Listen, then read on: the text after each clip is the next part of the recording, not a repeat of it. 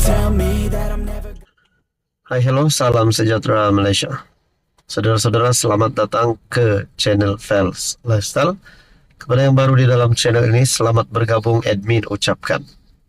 Pada akhirnya, berkaitan dengan usul undi tak percaya, Anwar Ibrahim sebelum ini sudah mencabar dirinya supaya usul undi tak percaya dibawa di parlimen.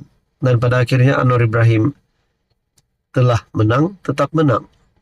Dan yang terkini bertarikh 21 September melalui satu artikel daripada Malaysia Kini, Anwar cabar pembangkang bawa usul undi tak percaya. Sebelum ini di dalam Muktamar PAS telah meluluskan usul menggesa Anwar Ibrahim letak jawatan. Anwar Ibrahim mencabar pembangkang membawa usul undi tidak percaya kepadanya sebagai Perdana Menteri pada sidang Dewan Rakyat akan datang. Perkara itu dipercayai diungkapnya sebagai respon selepas pemuda PAS membuat usul dalam Muktamar Parti pada minggu lalu supaya Anwar meletakkan jawatan. Presiden PKR itu turut menempelak gesaan itu sebagai tidak tahu hukum dan peraturan. Mahu main-main dengan kita? Kita ada 30 orang suruh Anwar turun. Negara apa? Sistem apa? Datang ke sini, bagi tahu, suruh Anwar turun. Ingat negara dia, tak ada ikut peraturan, tak ada ikut hukum. Nak turunkan sila, saya bagi jaminan. Ada sidang parlimen pertengahan Oktober, bawa usul cepat, kalau lambat pun saya luluskan. Bawa usul undi tidak percaya kepada Anwar sebagai Perdana Menteri, tak payah jerit. Kamu itu turun dulu. Banjir pun tak terurus, muka ini juga nak pergi tolong, katanya. Wow. Anwar berkata demikian ketika berucap di Himpunan Keadilan Suara Rakyat Suara Keramat dari Reformasi ke Malaysia Madani di Stadium Nasional Bukit Jalil, Selangor. Terdahulu Malaysia Kini melaporkan pemuda PAS dalam muktamar yang diadakan di Temerloh minggu lalu mendesak Anwar meletakkan jawatan atau diturunkan dengan kadar segera. Usul tersebut dibawa dan dibentangkan perwakilan pemuda PAS kawasan Tambun Abdul Abidi Muhammad Maznan yang kemudiannya dibahas dan diluluskan dengan sebulat suara. Anwar yang juga ahli Parlimen Tambun menyifatkan pihak pembangkang ketandusan modal untuk menghentamnya. Malah katanya pembangkang hanya menggunakan hal-hal lampau dan isu dirinya sebagai bekas banduan. Hari ini mereka boleh bercerita hal lampau. Pembangkang tidak ada modal, paling tidak apa mereka kata. Ya, bekas banduan jadi Perdana Menteri. Saya memang bekas banduan, tetapi banduan terhormat dengan tuduhan zalim dan keji. Dan dulu bapak-bapak kamu, pemimpin-pemimpin PAS antara yang pertama benteng pertahankan kami dan menolak fitnah itu. Sekarang anak-anak mereka yang jahil tentang sejarah, yang menjadi perkakas kepada perasua, yang menjadi alat kepada orang-orang mencuri harta, sekarang mahu jadi jago.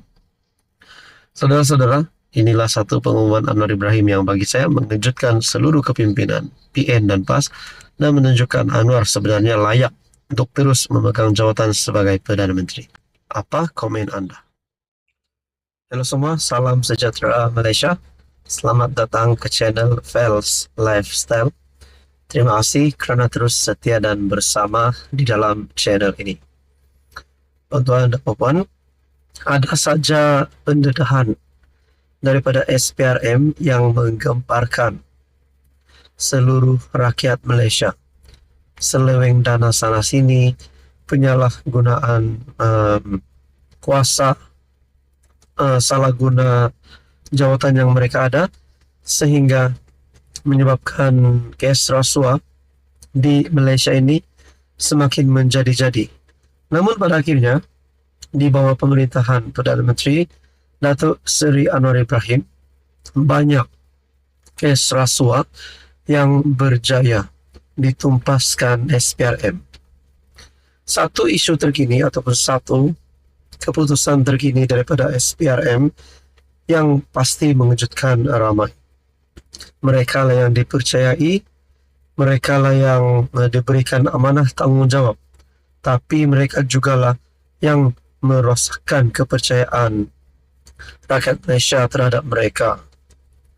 Sindiket seludup warga asing, hampir RM800,000 wang tunai dijumpai di bilik tidur pegawai imigresen. Artikel daripada Buletin TV3 bertarik 18 September 2024. SPRM membuat pendedahan mengejutkan berhubung sitaan bagi sindiket penyeludupan warga asing menggunakan modus operandi counter laluan khas ataupun counter setting. Ketua Pesuruhjaya SPRM Tan Sri Azam Baki berkata, hampir RM800,000 Malaysia wang tunai dijumpai di dalam bilik tidur 2 pegawai imigresen yang terlibat dalam sindiket berkenaan. Sitaan wang tunai antaranya sebanyak RM518,250 kita pernah jumpai daripada pegawai imigresen kanan grade KP22 wanita di Pahang. Wang diletakkan di dalam bagasi di bilik tidurnya. Turut disita RM248,443 daripada pegawai imigresen grade KP19 lelaki yang bertugas sekarang di Melaka. Wang dijumpai di bawah katil bilik tidur utama, katanya pada sidang media di Ibu Pejabat SPRM. Tambahnya, jumlah itu antara keseluruhan RM1,49 juta yang disita, selain ES 9.900 dan 5.470 bat menerusi OP-PAM, OP-Setting dan OP-PAM 2.0 yang dijalankan masing-masing pada 20 Ogos, 29 Ogos serta 12 September lalu. Beliau berkata, akaun bank yang dibekukan adalah sebanyak 215 akaun dengan nilai RM 3.6 juta lebih, membabitkan 16 milik syarikat dan 84 individu, yang mana 49 akaun pegawai imigresen dan seorang anggota polis di Raja Malaysia. SPRM turut menyita 22 unit kenderaan dengan melibatkan 9 kereta dan 13 motosikal. Saudara-saudara, bagi saya ini pasti satu tangkapan dan penemuan mengejutkan daripada SPRM terhadap seluruh kepimpinan politik Malaysia.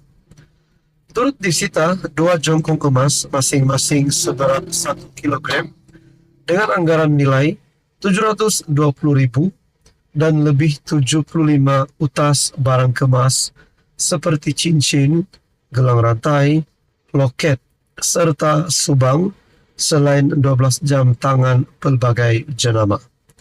Operasi adalah hasil risikan yang dijalankan selama 6 bulan oleh bahagian perisikan SPRM.